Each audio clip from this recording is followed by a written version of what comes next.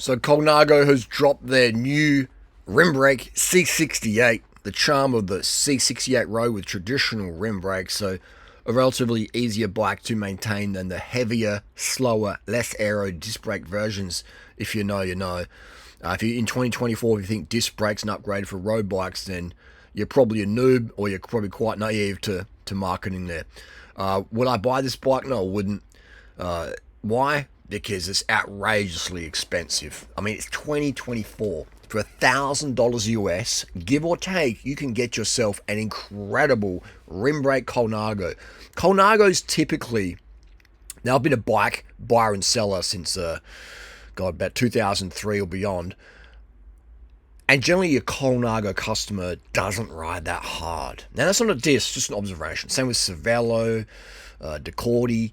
Unless it's like a sponsored young racer rider, carved up sugar lover bro, then chances are the Colnago hasn't been ridden very hard. They're more of a showman's bike. Nice bikes, but more of a status symbol. A bit like S-Works.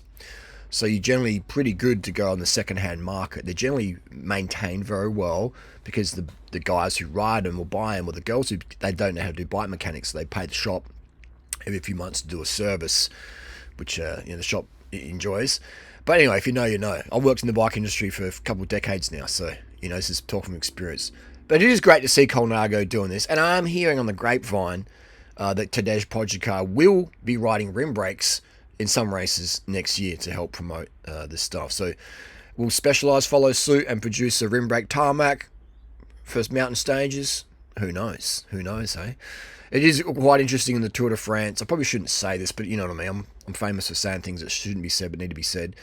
In the mountain stages in the Tour de France, remember how the riders would choose rim brake bikes? Remember Caleb Ewan, where he was, almost not going to make time cut, so they gave him a rim brake Ridley helium so he could help make time cut in the mountains. And everyone's like, oh, if you got a disc brake bike, you go faster on the downhills. Yeah. Yet when Caleb Ewan, incredible sprinter, incredible bike handler, he wasn't picking a aero disc brake bike to help him make time cut, was he? He was picking a shallow section rim brake bike. Okay. Tadej Pogačar, when he was chasing every second in the mountain stages, he wasn't picking aero disc. All right. When he had the choice, he was picking shallow section rim brake because they're more aero, they handle better, they descend better, they climb better, and if you get a flat tire, it's a lot faster to change your wheel. Anyway, so it is cool to see Colnago doing this. Direct mount brakes. I mean, direct mount brakes are fantastic if you want bigger tires as well. The bike industry has just become, it's really cannibalizing itself, in my opinion. And right now, it's never ever been a better time to get into cycling if you're experienced, because all the deals out there on the second-hand market. And also, if you're a noob, you walk into a bike shop today, and it's unfortunate because all the big brands have killed their top-end models. The Amondo is dead. The Madone is dead. The Super 6 is dead. The Giant TCR is dead. The Specialized Tarmac is all dead. They've all been replaced.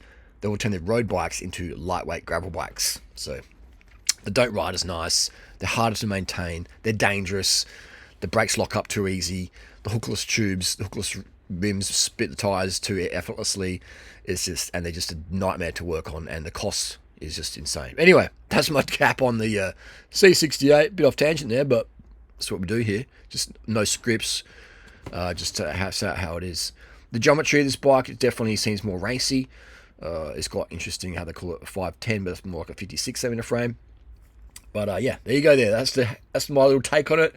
Would I buy one? No. Could I afford one? Definitely. Why wouldn't I buy one? Because, there's just so many good Colnagos on the market.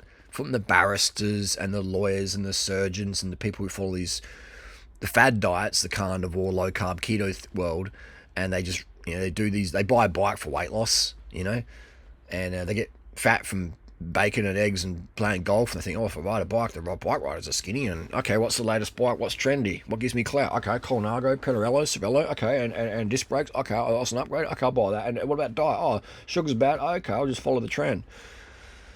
And then their FTP goes from 200 to like 115, and the bike is just in amazing condition and it gets sold really cheap because it's old stuff.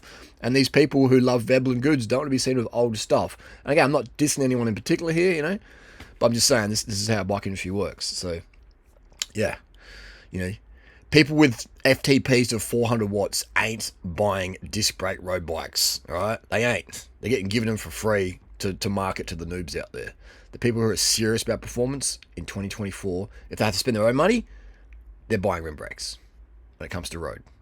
Discs for dentists or dirt, rim for road races. If you know, you know.